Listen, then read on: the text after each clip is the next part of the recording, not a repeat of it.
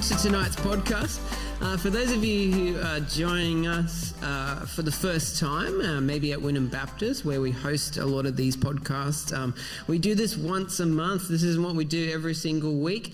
But this is basically a time, we call this Way of Life podcast, and it's a time for us to discuss many different kind of topics. And what we believe is that everyone picks a way in life, and the way that you pick truly matters. So what you believe about life and its meaning, about God, and what you don't believe about God affects how you live. And we want to actually discuss these kinds of topics in a robust way, and we want to be able to interview some really good people around these different topics.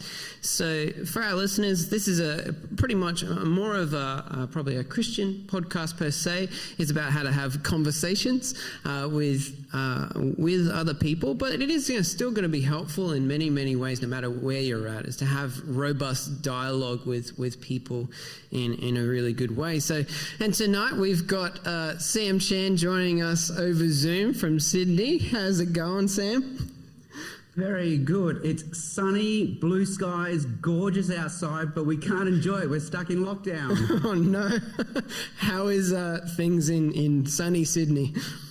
Well, you got to take the positives with the bad, and I guess the beautiful thing is there is no traffic right now, but we can't get out there and enjoy it. I remember last year in lockdown, petrol went down to 80 cents a litre. Whoa. Because none of us were driving or going anywhere. But then you couldn't enjoy it. You could not fill up your car because your car was already full with petrol and you weren't going anywhere. Yeah. Oh, wow.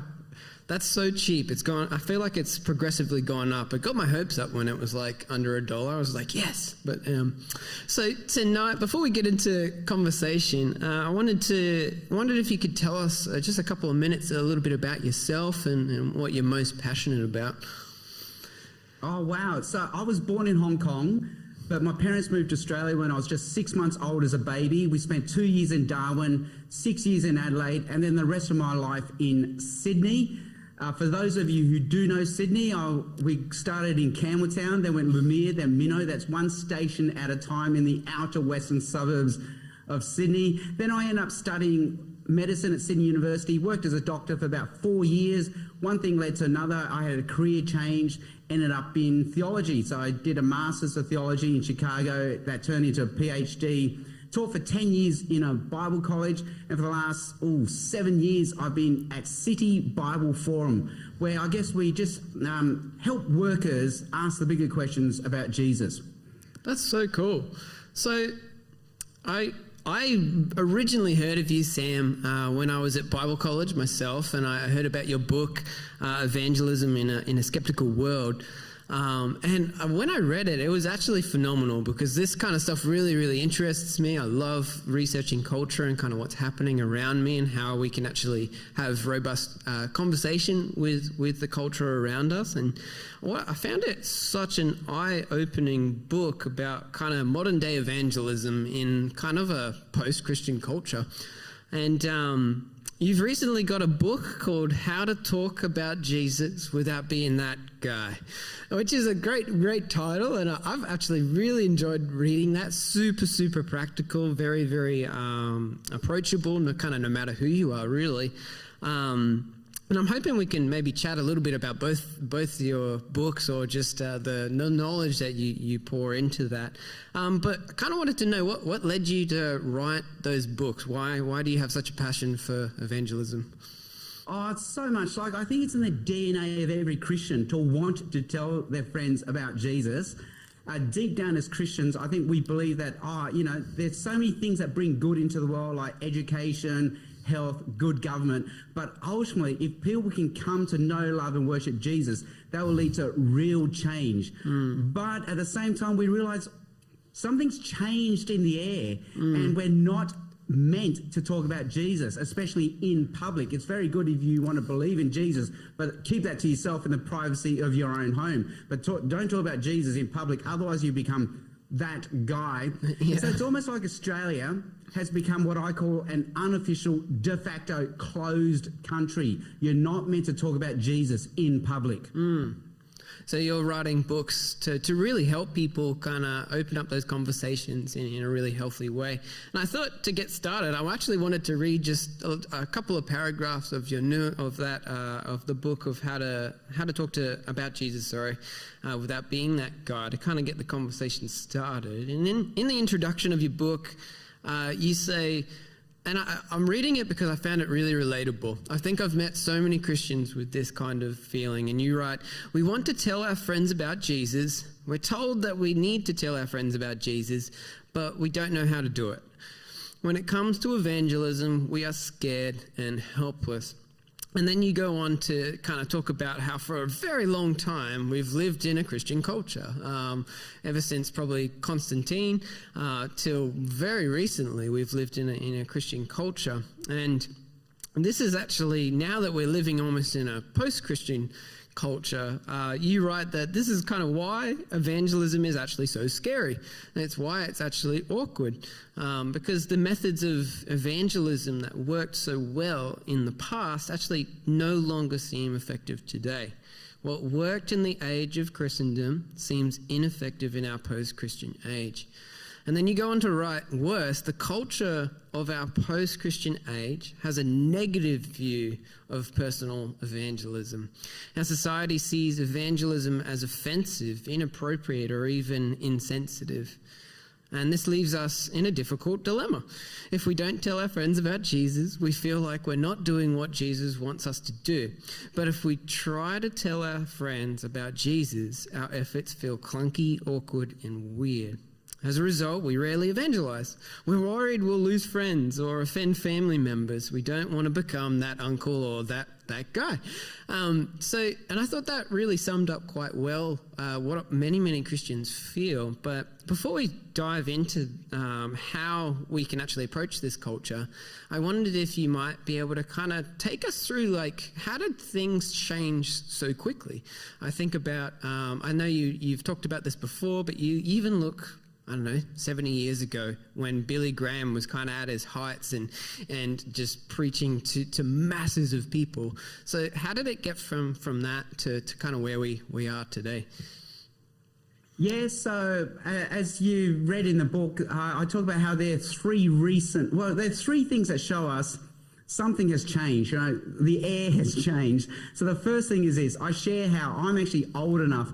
I was at Billy Graham's last crusade, 1979. He came out to Australia. Wow. And it was Billy at his best. Billy gives the 20-minute Bible talk. Afterwards, he tells people, hey, if you believe, pray the prayer, come down the front. At that moment, the choir gets up, sings Just As I Am over and over again. And Billy gives his famous line. He says, the buses will wait. Meaning, come down the front. Don't worry, the bus you came on will wait for you. And at that moment, we all laugh, we roll our eyes. Oh, Billy, that's so cute. But then I thought about it. The buses will wait. That means the non-believer who came that night to hear Billy Graham came on a church bus. The non-believer back then was a churched non-believer. So Billy was telling them something that they had heard 100 times before. And Billy was basically saying, come on, you know this is true. Don't you think it's time? Believe it. And I think back and I think, yeah, I remember when I went to a Baptist church as a boy in the outer western suburbs of Sydney, more than half of my Sunday school class were non-believing children from non-believing parents, because that's what you did back then in the Australian culture. Even if you weren't a Christian, you dumped your kids on the local church so they could childmind them on a Sunday morning. So you as a parent could at least sleep in and have the morning to yourself. Then I think my church soccer team, more than 90% were non-believers. The Friday night youth group, more than half were non-believers, meaning the non-believer back then was a churched non-believer. But now the believer today is not a churched believer.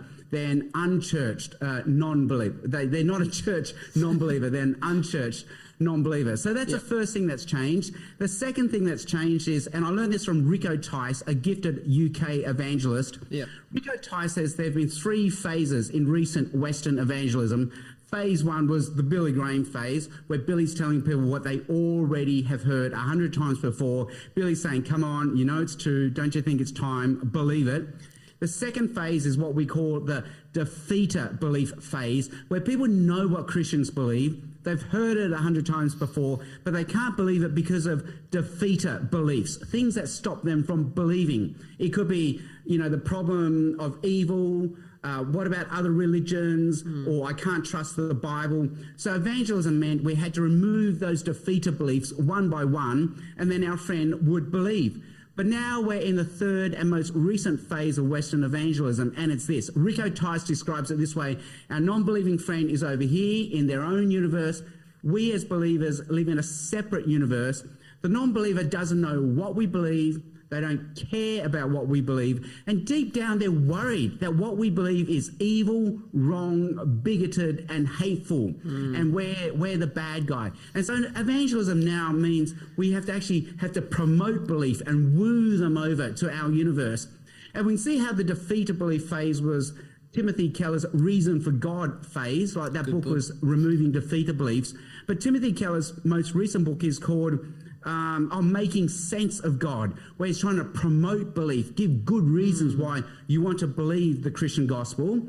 The third thing that's changed is this, and Tim Keller describes it this way: we have never been here before. We've been in pre-Christendom, we've been in Christendom, but for the first time ever in Western history, we are post-Christendom. And all the methods of evangelism that we used to do in pre-Christendom and Christendom no longer work in post-Christendom. And just as an example, we all talk about how in pre-Christendom, the Christians won over all the hearts and minds of the non-believers by caring for the sick people in the pandemic. But now in post-Christendom, in the pandemic, I heard about how Samaritan's Purse set up a makeshift hospital in New York's Central Park, and they were chased out. They were kicked out because of their conservative beliefs in sex and marriage. And so what had worked in pre-Christendom no longer works in post-Christendom. And Tim Keller says we have never been here before. And I think that's why I decided to write these books, because I thought, you know what?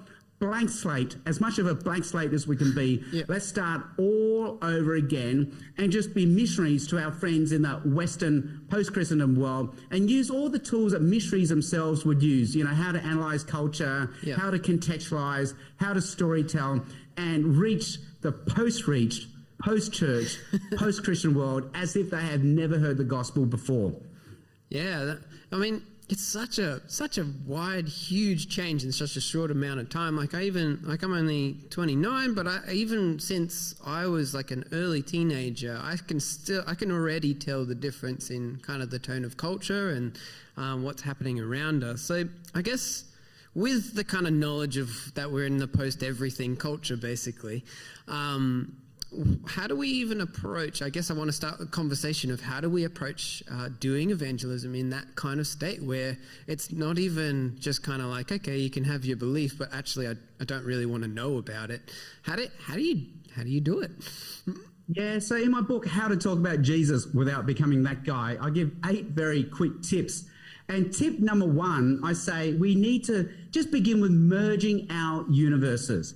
So often we think, if only I can have the drop the mic, silver bullet, win the argument moment with my friend, they will become a Christian. Or if I can give them enough facts, evidence and data, then they will believe and they will become a Christian. But I say how in tip number 1, one of the reasons why our friends aren't Christians is they actually have no Christian friends in their universe.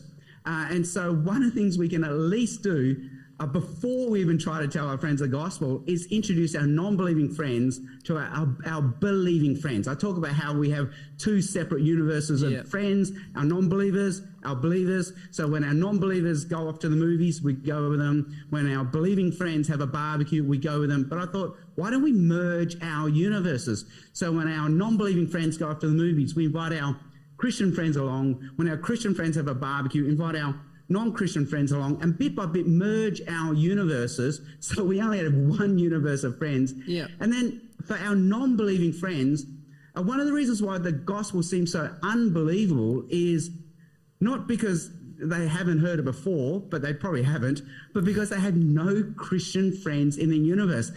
At the most, they have one, us. We're the only bozo they know. But if suddenly they have 5 bozos who believe in the Jesus story, they'll start to say, hey, this is way more believable than I thought, because 5 of my trusted friends also believe the Jesus story. Yeah, okay. So kind of step 1 is actually bring people into their sphere that have common beliefs like yourself. And do you have any kind of a little bit of advice of how to almost prep your friends? Because sometimes how to be sensitive in that situation. Do you have any kind of advice for talking to your Christian friends about how to not be that guy?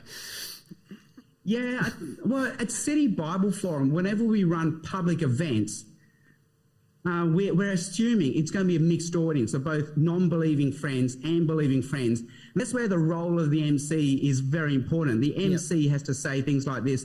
Now, at City Bible Forum, we put on events for people of all faiths, all traditions, all cultures, all religions. And so you are very welcome here. We're going to present things from a Christian worldview, but we don't presume that anyone here is even a Christian. Yeah. So we just ask for one thing from people. During question and answer time, be sensitive in your questions, because many people here will not share your faiths, traditions and beliefs. Yeah. So that's what we do at public formal gatherings with City Bible Forum. Yeah. So we could do the same in private gatherings with our friends, like at least tell our Christian friends, hey, I'm putting in a barbecue, but I just want you to be sensitive, because many people here won't be my friends who aren't Christians. So just be sensitive that you'll be talking to people who don't share your worldview, your traditions, and your religion. Yeah. No, that's good. I mean, we're about to do Alpha at the church that we do this at.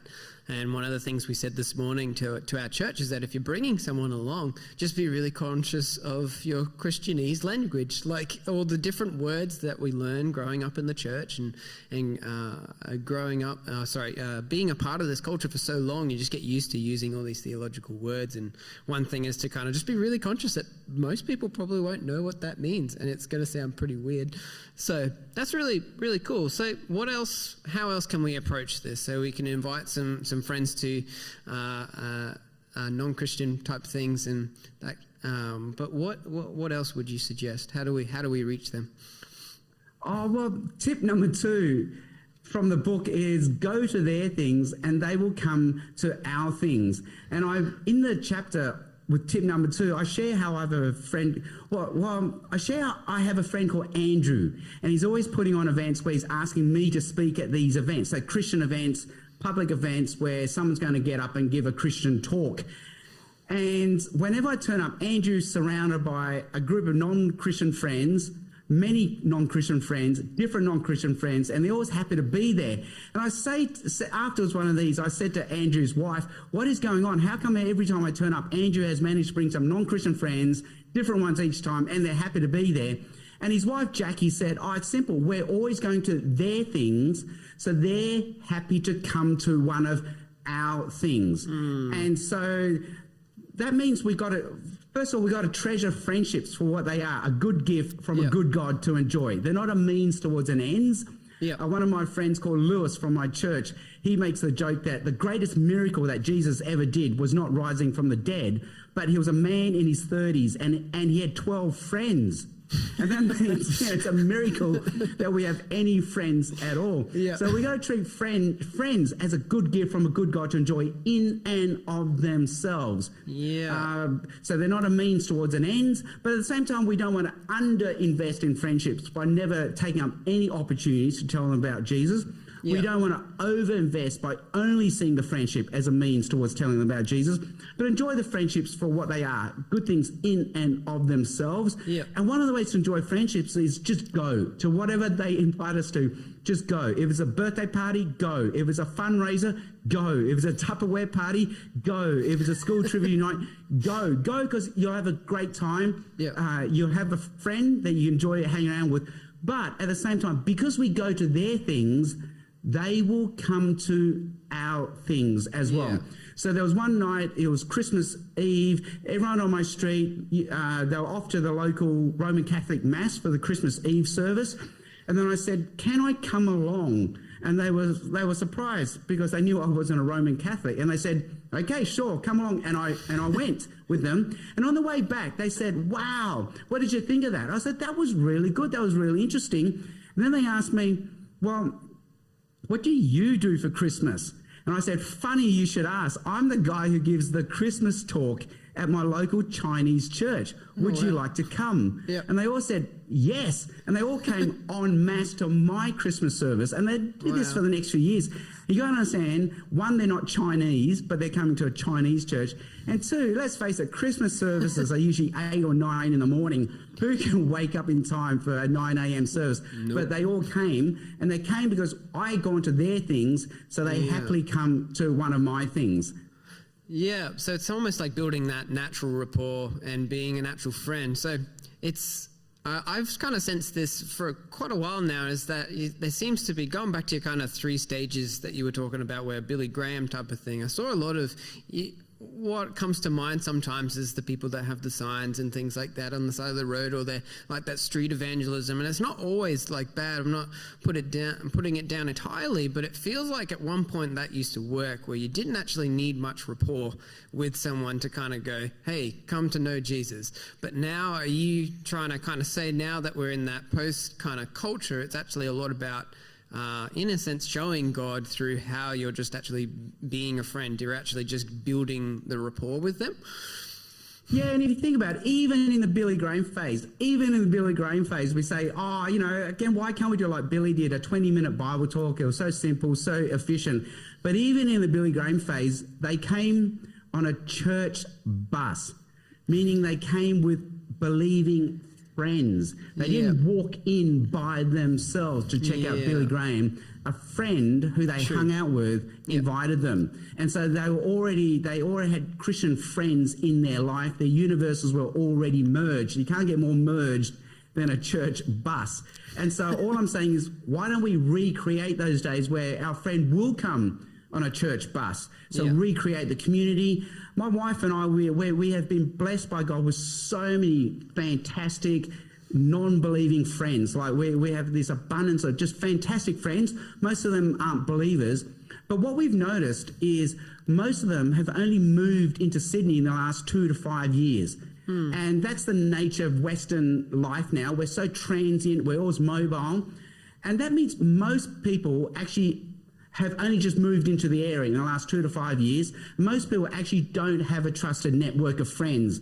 So sociologists talk about every human being needs a tribe. It's called Dunbar's number. And for a tribe, we need a tribe of 150 members. We also need a circle of friends of about 30. And then we need a trusted inner circle of about 5 people. And studies show that almost every Australian not only doesn't have the tribe, not only doesn't have a circle of friends of 30, they don't even have a trusted network of 5 friends in their life. Someone that they can ask on for a favour, like an emergency babysit, or can you drive me to the hospital, or can you help me move house? And that's why we all drive 20 minutes to the shops to buy milk rather than ask our neighbour to borrow some milk, because we don't have a trusted inner 5 of friends. And studies show, I think 60 to 80% of Australians say they're lonely, they're not connected, and that loneliness is a problem. Other studies show it's the latest health epidemic in the West, more likely to kill you than smoking. And so what I'm saying is, it's actually really easy right now, and a good loving thing to do, to move into our friend's life and become that trusted inner 5 or inner 30 of friends, and just make friends and be a blessing to them just by being a friend. That's really good advice, but how do you do that authentically without seeming like you have some hidden motive behind it all? Again, just seeing a friendship for what it is, a good gift from a good God to enjoy. And Proverbs has so many verses about this. And I think just invest in the friendship, be Jesus to them, don't underinvest, don't overinvest, and these moments will come. I think I'm always thinking of that parable of the servant, or the faithful servant. One servant was given 1 talent, one was given 3 talents, one was given 5 talents. And every time I'm with my friends, I'm thinking, is this a 1 talent moment? Is it a 3 talent moment? is this a 5-talent moment? Am I going to stand before God and God's going to say, I gave you a 5-talent moment? You know, you could have told your friend about Jesus at that moment. And you think, you know what? Yep, you're right. That was a 5-talent moment. Yeah. Other times there'll be these little 1-talent moments where really your friend is just asking to borrow a cup of sugar. Just give them a cup of sugar at this moment. They're in a rush. This is not Jesus? The time to try to tell them about Jesus. Yeah. Okay. So there's a sense in which we, it should be reasonably obvious to the Christian, but there's a sense in which we're actually relying on God to help us in terms of navigating the conversation or... Yeah, totally. So always praying, always being open. And I think God uses us in our various giftings and personalities, and also recognizing the context. What sort of context is this? Again, is it 1 talent, 3 talent, 5 talents? But I have friends who are just very good at introducing Jesus into a conversation. And they say things like, well, it's a self-fulfilling prophecy. If you come across as awkward about talking about Jesus, they're going to be awkward. But if you come across as open, this is natural, they're going to also be natural and open about talking about Jesus. That's how my friends work. That's their personality style. I've got to admit, my personality style is the complete opposite. I ask leading questions. I ask questions like, how are you going? In the book, I call it the power of the second question. How are you really going? Giving them permission to be safe and vulnerable and talk about how things are really going. Then asking what I call nudge questions. What do you think it all means? Where do you think you're going in life? Do you have a faith? So give them permission to talk about the sacred and the spiritual. My friends have an even safer question. It's, what religion did your parents raise you with? And there they can just describe without prescribing any values. Yeah. And then when they talk about their faith, I might even ask them, how do you worship? How do you pray? What do you think it all means? And at some stage, they will flip it to me. And they will say, well, what do you think it all means? Yeah. Well, do you have a faith? What religion did your parents bring you up? And that's my permission now to talk about my faith. Yeah. Do you have around that kind of way of kind of what I saw you just say is that you almost ask a lot of questions, if that makes sense. You're not actually telling them very much. You're actually just shaping questions to ask them what they think about those kinds of things. Have you got any kind of advice on how to do that well? Because I find... and it's something I've learned over time, and I'm not perfect, but I used to be someone that just used to say a lot of stuff. It's just like, this is your answer. This is all you need. This is this, and this. But I found that most people don't listen when you do that. They're kind of just like, all right, yep, cool. Don't tell me what to do. But rather, you're kind of asking them questions so they almost come to their own conclusions on it. And then, like you say, ask you a question. But have you got any kind of strategies or advice around how to do that well? Oh, yeah. So in the book, How to Talk About Jesus Without Being That Guy, I talk about the power of asking questions and then listening to their answers. Yeah. And I also share in the book that we should evangelize like counselors. How would a counselor evangelize at this moment? In the book, I talk about how up until now, if you went to Bible college and you took a course on evangelism, you got trained in 2 ways. One was how to give the 20-minute Bible talk, like a monologue at a Christian event. Yeah. The other one was how to walk up to a stranger on a university campus and, again, preach at them in a monologue. Yeah. But what do we do in this third space in between? How do I tell my friends and family about Jesus? Yeah. So here I can't monologue at them like I'm a preacher. Yeah. I can't talk to them like a stranger. How do I do this space in the middle? And I say, well, here we need to pivot and shift from not evangelizing like a preacher, but evangelizing like a counselor. How would a counselor do it? Well, they would do it through not monologue, but dialogue, conversation, and you do that by asking questions. And I went to this evangelism conference last year online at Wheaton, the Billy Graham Centre, and almost every presenter had just discovered this fact in the New Testament, and it was that Jesus himself asked about 300 questions. Yeah. Jesus himself was asked 200 questions, and Jesus only answered a question directly 8 times. Instead, he always answered with a question. You know, Jesus, by what authority do you do these things? And Jesus goes, I don't know. By what authority does John the Baptist do his things? Yeah. Jesus, should we pay taxes? I don't know. Show me a coin. Whose head do you see on this coin? So he answered with a question. Yep. I know there's a prominent UK politician a few years ago. He lost his job as the leader of the party because in a press conference he was directly asked about his Christian faith. Is homosexuality a sin or not? And based on his answer, he lost his job. Wow. He looks back and says, I don't know. I didn't have to answer that question. I could have answered with a question. Something like, tell me more. What do you mean by sin? Let's take it from there. I think in the book I share where I myself once was at a crossroads in life. I had to decide whether to stay in full-time medicine or go into full-time ministry. You can, of course, do both, but not both full-time. So I had to decide, okay, full-time medicine or full-time ministry. And I asked all these well-meaning Christian friends for advice. And when I met them, they monologued at me. They gave me facts, evidence, and data and reasons. Yeah. And I walked away underwhelmed. I thought that was very unhelpful. I don't know why I asked for advice. They gave me advice, but it was unhelpful. Then I met a friend who was a chaplain, a counsellor. And I said to him, I could stay in full-time medicine. And then he just asked me a question. You could, couldn't you? And without one question, he unlocked me, and I knew I didn't want to. And that's what counsellors do. They ask leading questions where you yourself come up with the answer yourself. You do the hard working in your heart and mind, and they find that that is how people change beliefs, through this motivated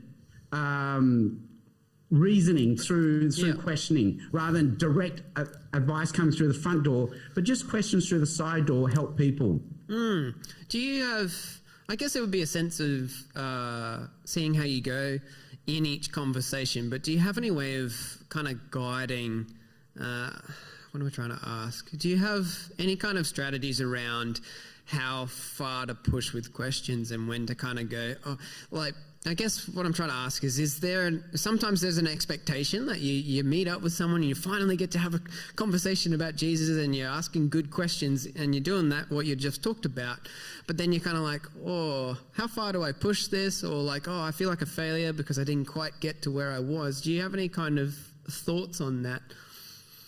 Well, first of all, I think all we're doing is producing one jigsaw puzzle piece out of many, and sooner or later the pieces will fit and everything should make sense, but it takes a long time. And I don't think we need to panic and walk away thinking I should have, could have said this. That's like replaying an argument in your head. It wouldn't have gone that way anyway. And often we replay conversations, oh, I could have, should have said this. No, it's all right. Just trust God in his sovereignty. Trust the Holy Spirit. He will use what you just put there. Again, we think evangelism is like, oh, there will be a drop the mic, silver bullet, golden meme moment where I said this one thing and boom, disbelief will just shatter and people will believe. I don't think it works like that. The other thing is, sooner or later, after we've asked one or two questions, we've shown we're good, safe listeners and we're trying to understand and empathize. There will be this moment where they will ask us a very direct question and they will say, what do you think it means? And so I think 2 or 3 questions in, they will ask us a really direct question back. So it could even be simple as someone will say, what do you think about other religions? And I would say, why do you ask? Like before I launch into my pre-rehearsed, golden bullet, silver bullet, golden meme answer. I don't know, why do you ask? And you might find their reason is very different. They have a grandmother who's a Buddhist. And then that's why you ask. And at some stage they will throw a question at you like, well, what is grace? What is grace? I get this a lot now. What is grace? And again, you go, well, why do you ask? And maybe they heard it in a hymn, or maybe they read it somewhere, and then finally you say, okay, this is what it means, and that's your golden moment to give them the gospel. Yeah, that's really, really cool. That's so helpful. Thanks, Sam. I wanted to kind of switch a little bit. So in a world that seems to be almost doesn't really have a lot of Christian thought behind it, if that makes sense. It doesn't have a background in Christendom, as you said, and kind of has very little knowledge about it. And you have a chapter that's titled "Telling a Better Story, Make Them Wish That Christianity Was True." So I guess my question, I wondered if you could go into that a little bit, and how do you do that when, particularly if you've got someone who's just almost straight up, nah, I don't want anything to do with it. Yeah, so in the book I talk about, I make this joke how, if you go to any Australian university, the first thing you notice on campus, it's all Asians there. Wow, they're more Asians here than Asia. Then I make that joke, well, wait till you go to the Christian group on campus and it'll only be Asians. You'll be the only Anglo in there. What is going on? And that's because the gospel is a better story for Asians. That's why they're believing. And it's the same story in Africa, in Latin America, the Middle East. Right now, Christianity represents freedom. It's a better story. The Asian story is, me and my family, we used to believe in evil spirits. We used to be superstitious. We used to be trapped in an endless cycle and need for success and status. But Jesus has set us free from that. I'm so glad we found Jesus. I wish my friends could also find Jesus and discover the freedom we have. The Anglo right now, they've got almost the anti-gospel, bizarro gospel story. Yep. Where it's, my family and I used to believe in Jesus. We were trapped in evil fear, superstition. We had to go to church on Sundays. We had to obey authority figures, believe in outdated views on morality, family and tradition. But we stopped believing in Jesus and we've been set free from that. I see my friends who still believe in Jesus. I feel sorry for them. I wish they too could stop believing in Jesus and find the freedom I have found. So right now, our non-believing friends think they have the better story, a better story of love, freedom, hope. But what we can do is show them, actually, we have the better story. And all we have to do is show them things that they want to be true. And all our non-believing friends believe in things like love, purpose, dignity, hope, human rights, freedom. And we can show, actually, without God, without a loving, powerful God behind this universe, there is no such thing as love, freedom, purpose, hope, dignity, human rights. But with God, not only do we have those things, but we have a better story than something we dared dream, imagine, or believe in. And so for the previous generation, maybe 50 years ago, Christianity was the better story because it offered them forgiveness. Freedom from guilt, that's what Martin Luther discovered. But for the present generation, Christianity represents the loss of freedom. But what we can do is, there is freedom in Christianity. So I love telling them the story about Jesus turning water into wine. I've done this with quite a few Uber taxi drivers. And I tell them, I say, I'm going to tell you a story that even Christians don't know what to do with, especially Christians in a Baptist church, right? And I grew up in a Baptist church. You're talking to one. Jesus turned. I said, this is a wedding where people were drunk. The Greek actually says they were drunk. The NIV tries to hide it by saying they had had enough. But the original Greek says they were drunk. And here's Jesus coming and giving them more wine. Like, you and I would not have done that. We would have said, hey, buddy, I think you've had enough. Try the orange juice. And Jesus, if he did it, even in Australia, in secular Australia today, he would have lost his responsible serve of liquor license. They would have taken his liquor license away. But Jesus comes and gives more wine, more good wine, and too much more good wine. They had 12 barrels left over, and each barrel is like 100 litres, right? Wow. And I say to them, why would Jesus do this? And they have no answer. And I say, there are many reasons, but one reason is Jesus is showing us what life with Jesus will be like, both now and the life to come. So if you think that by following Jesus you will miss out, it's the opposite. By not following Jesus, we will miss out. And Jesus comes to give us forgiveness, and way more than that, freedom, dignity, purpose, hope. So it's fascinating right now in almost all well-being studies. They're saying that people need forgiveness. We need forgiveness. We need forgiveness. But then people are also pointing out, right now we live in a society where there is no forgiveness. Like if you get cut out by your tribe or cancelled, there's no coming back. And that's why no one says sorry anymore. There's no point saying sorry. No one's going to forgive you. So our tribe won't forgive us. Our enemies won't forgive us. We can't forgive ourselves. That's why we walk around so broken these days. Yeah. But with God, there's forgiveness. So that's at least one thing we can offer them. Yeah. I'll share another story. Julianne Laird, who's in Melbourne, who's probably the most gifted evangelist in Australia. Julianne Laird has led so many people to Jesus. And she was city to city, a church planting thing now, but she used to be with AFES, Australian Fellowship of Evangelism to Students. And she used to work at a campus in Melbourne. Yep. And I said to her, only a few years ago, maybe 3 years ago, I said to her, what's evangelism like on a university campus right now? And she says, it's amazing. So many people are becoming Christians. And I said, really? Are they Asians? Because it doesn't count if they're Asians. And she says, no, these are Anglos. So I said, oh, okay, real conversions. She said, okay, she jokes, okay, yeah, real conversions.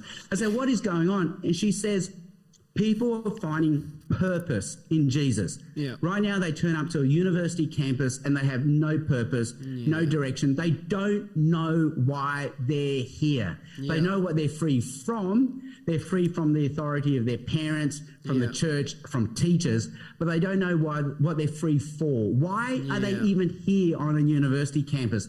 But in Jesus, they discover purpose. So that's one way of telling a better story. Just while I'll keep going. Yeah, go. This is good. At my church, I go to West Sydney Chinese Christian Church. Every February, we run a thing called Feb Talks. We've done it for... I've lost count now. I reckon it's been over 10 years. Wow. Every February, we try to come up with 4 topics, one for each week in February, something that I can speak on that we can invite our non-believing friends to hear. Yeah. And sure enough, 10 years ago, it was all defeat of belief stuff. How can I trust the Bible? The problem of evil, the problem of science. And then bit by bit, we have noticed it's morphed into how do I tell a better story? So this year we did a road map to life. So week 1 was, why am I here? So that's purpose. Yep. Week 2 was, who am I? So that's identity. Yep. Week 3 was freedom from anxiety, because Julianne Laird told me that's another reason why a lot of people are becoming Christians. Not that Christians can't be anxious. Yep. We suffer from anxiety, like we suffer from asthma and diabetes. But there's a different anxiety that comes from not knowing God. And Jesus offers us freedom from that. And then week 4 was a simple question. What do I do about God? Like, I know he exists, but what do I do about God? And I got that question from Julianne Laird as well. She's my best researcher. She says that's another reason why people are checking out Christianity. They just want to know what to do about God. Yeah. That's really, really cool. So it's kind of shifting away from here's the evidence, here's what you need to know, to almost going, this is actually how this really makes sense of life and can actually give you a lot of purpose along the way. It's really, really cool. I love your examples as well. Conscious of time, but you do a fascinating chapter on how to do disagreements well. And for us people that don't like confrontation or disagreements, me being one of them, how do you navigate that when you're talking about Jesus or just in conversation, really? Yeah, we all hate arguments. I'm a people-pleasing Asian, and I hate confrontation. But in the book, I say, confrontation, well, not confrontation, but disagreement is going to happen sooner or later. It happens in friendships. It happens in marriages. It's bound to happen when we talk about Jesus. So it's okay. Embrace it. Lean into it. That's what a true friendship is, where we can talk about points of disagreement. But when we disagree, it's important to know our friend isn't going to change their mind because we can argue them and win the argument. Like, no one changes their mind because we gave them more facts, evidence, and data. We won the argument. In fact, psychologists show that people will double down on their present belief because they just don't want to lose an argument. We have this loss aversion. We'll rather double down on our wrong position just so we don't lose the argument. So what we can do instead is, and I learned this from hostage negotiation, believe it or not, you just ask questions. You say, hey, what are you looking for? Why is this important to you?